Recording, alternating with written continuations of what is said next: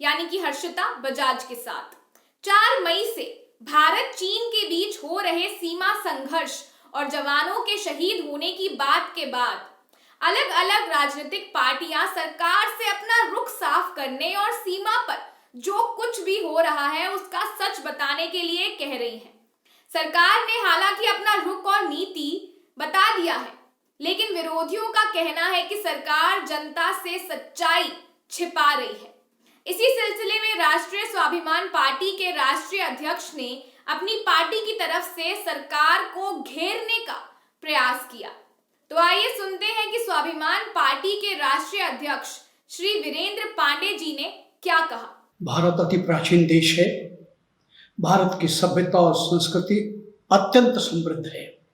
हमने अपने जीवन अनुभवों को सूक्तियों, मुहावरों और कहावतों में विरोया हुआ है।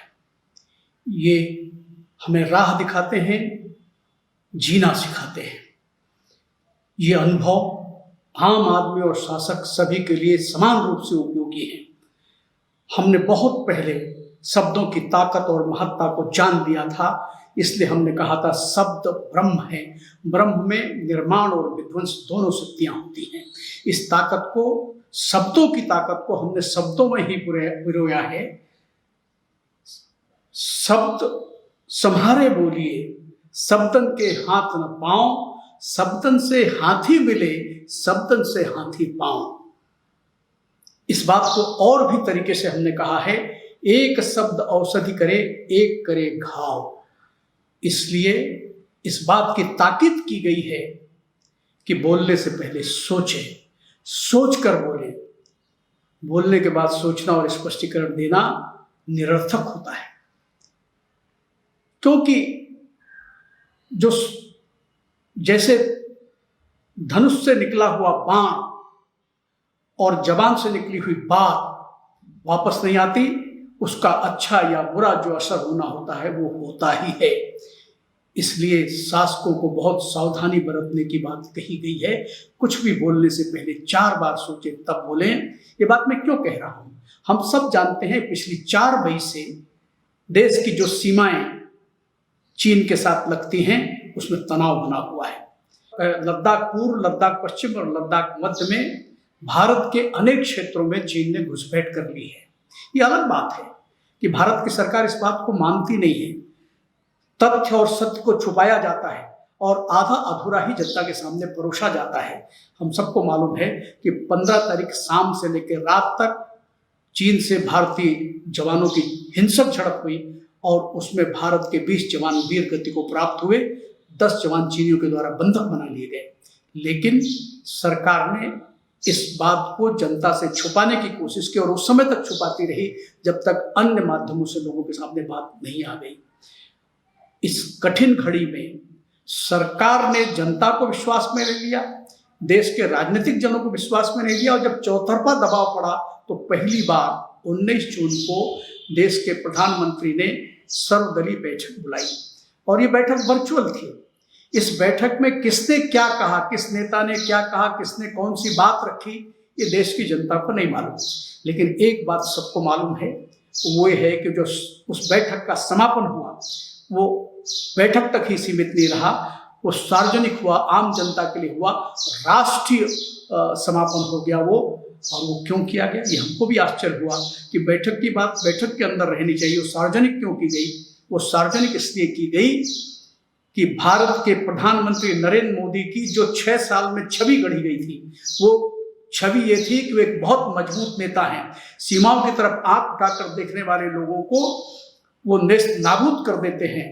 और वो कहा भी करते थे ये मोदी है, मोदी घुसकर मारता है। लेकिन चीन हमारे घर में घुसकर आया है, उसको मारने का कोई भी उपक्रम कहीं दिखाई नहीं पड़ता था। तो मोदी की छवि, मजबूत नेता की छवि दरक रही थी। उस छवि को बनाए रखने के लिए बैठक की बात को सार्वजनिक किया गया और उसमें यह बताने की कोशिश हुई कि भारत की सीमा पर कोई घुसा आया नहीं है। उनके बयान का शब्द सा मैं कहना चाहता हूं। उन्होंने जो बात कही, न कोई हमारी सीमा में घुस आया है, ना कोई घुसा हुआ है, ना किसी ने हमारी किसी चौकी पर कब्जा किया हुआ है। ये देश की जनता को आश्वस्त करना चाहते थे कि मोदी के रहते किसी प्रकार की बात सीमा पर नुकसान नहीं हो सकता, लेकिन ये बात सरासर झूठी थी और इसीलिए उन्होंने बात सार्वजनिक रूप से कही। और मैं जो बात पहले कह रहा था, शब्दों को संभाल के बोलना चाहिए। ये जो मोदी ने इस बात की घोषणा कर दी कि हमारी सीमा पर कोई आया नहीं हुआ है, तो इस बयान को चीन ने लपक लिया और इस बयान का अंग्रेजी अनुवाद किया और अपने देशवासियों को बताने के लिए मंडेरिन में अनुवाद किया और पूरी दुनिया में इसको प्रचारित कर दिया और अपनी उपस्थिति को सही सिद्ध कर दिया। आज भारत एक बड़ी कठिनाई में पड़ गया है, वो केवल मोदी जी के इस बयान के कारण। किसी शायर ने कभी कहा भी था कि लम्हों ने खता की सदियों ने सजा पाई। भारत के देश के प्रधानमंत्री ने एक गलत बात कह दी, उसके कारण देश को कठिनाई उठानी पड़ रही है। आज बड़े संकट में भारत है। देश की केंद्र की सरकार के हाथ में 3 महत्वपूर्ण काम होते हैं। पहला काम ये होता है देश की अर्थव्यवस्था। हम सब जानते हैं देश की अर्थव्यवस्था इस महामारी के पहले ही रसातल में चली गई थी, उसका नाश हो गया था और महामारी ने उसका सर्वनाश कर दिया है। तो एक बहुत कठिन स्थिति में देश की अर्थव्यवस्था है। दूसरा केंद्र का काम होता है आंतरिक और बाह्य व्यवस्था को बनाकर रखना। आंतरिक रूप से हम इस समय महामारी से पीड़ित हैं। हमको बताया गया था कि महामारी 21 दिन में समाप्त हो जाएगी, लेकिन 60 दिन के बाद इस महामारी ने विकराल रूप धारण करना शुरू किया है। अभी भी कहते हैं इसका चरम नहीं आया, तो महामारी से हम ग्रस्त हैं। और देश की आंतरिक व्यवस्था जो आपस में भाईचारा और एकता होनी चाहिए, वो भी खंडित इस समय दिखाई पड़ती है। और बाह्य व्यवस्था ये होता है विदेशों से संबंध, अपने आसपास के पड़ोसियों से संबंध। आज एक कठिन समय से हम गुजर रहे हैं और बाबा तुलसीदास जी ने कहा था, धीरज धर्म मित्र अरुनारी, आपातकाल परखिए चारी। आज हम संकट में है, हमारी सीमाओं पर तनाव बना हुआ है, चीन से हमारा संघर्ष चल रहा है। इस दौरान दुनिया का कोई भी देश हमारे साथ खड़ा हुआ दिखाई नहीं पड़ता। यहाँ तक कि वो नेपाल जो हमारा सदियों पुराना सहयोगी साथी है, वो भी आज हमारे खिलाफ खड़ा हुआ दिखाई पड़ता है। और वो देश बांग्लादेश जो नक्शे में भारत के सैनिकों की बलिदान से आया था, वो बांग्लादेश भी आज आपके साथ खड़ा हुआ दिखाई नहीं पड़ रहा है। तो आंतरिक और बाह्य व्यवस्था में भी मोदी जी पूर्णतः असफल रहे हैं। और तीसरी बात जिसकी चर्चा हम कर रहे हैं कि चीन के साथ जो तनाव चल रहा है, उसमें हम पिट रहे हैं।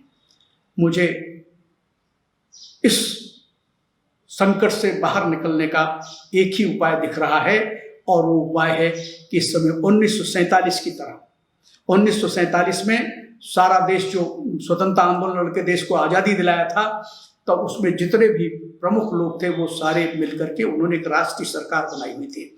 आज भी हमारे को जरूरत इस बात की, इस संकट से उभरने के लिए, चौतरफा संकट से उभरने के लिए हमें देश के उन चुनिंदा नेताओं को साथ में लेकर, चाहे वो किसी भी पार्टी के हों, वो उनकी एक राष्ट्रीय सरकार बनना चाहिए। ये होना चाहिए कि उसकी अगुवाई नरेंद्र मोदी ही करें, और जब हम इस संकट से उबर जाएं फिर से भाजपा की सरकार बन जाए।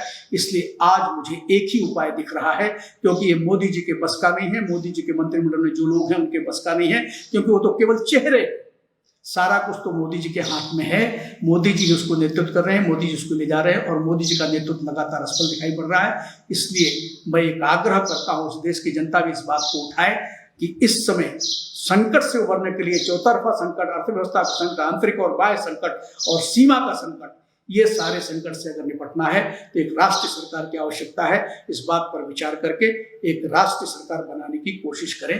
धन्यवाद। आप लगातार खबरों के लिए बने रहिए हिंदी न्यूज जंक्शन के साथ। धन्यवाद।